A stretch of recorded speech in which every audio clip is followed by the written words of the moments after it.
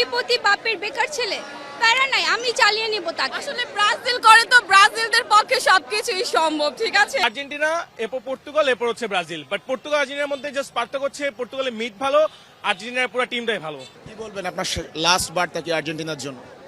আসলে আর্জেন্টিনাদের সাথে আমরা তর্কে যেতে চাই না, কারণ তারা আমাদের লেভেলে না। তাদের কাপ দেখেছেন, তাদের হচ্ছে মাত্র 3টা কাপ। তারা যদি এতই ভালো খেলা পারতো অবশ্যই আমাদের মতো 5টা কাপ থাকতো। আপনি পাঁচটার মধ্যে কয়টা আপনি নিতে দেখছেন? আমি না দেখি, সবাই বলে যে আমাদের বাপ দাদার আমলের। হ্যাঁ, যাই হোক, বাপ দাদার আমলের সম্পত্তি তো আছে, এই সম্পত্তি কয়জনের থাকে, তাই না? কোটিপতি বাপের বেকার ছেলে বিয়ে করবেন?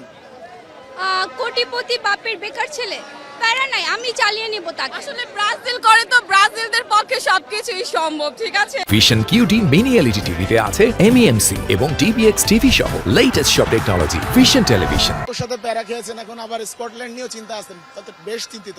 হ্যাঁ, মোরক্কো নিয়ে স্বাভাবিক, মোরক্কো ওয়ার্ল্ডের 7 number team, so it's quite normal. But স্কটল্যান্ডের চিন্তা আছে গ্রুপে টপ করতে হবে, গ্রুপে টপ না করলে হচ্ছে আমরা রাউন্ড অফ 32 থেকে সমস্যায় পড়তে পারি। এই টিম নিয়ে আসলে আপনি কতটুকু হোপফুল, যদি বলি শুধু এই ম্যাচ না ওভারঅল টুর্নামেন্ট? বায়াসনেস বাদ দিই তাহলে ব্রাজিলের তো হোপ নাই। বাট আমি যদি একটা বায়াসনেস দেখি যে অ্যাজ আ মাদ্রিদ সাপোর্টারের সাথে ব্রাজিলের অ্যাঞ্চেলটির উপর হোপ আছে।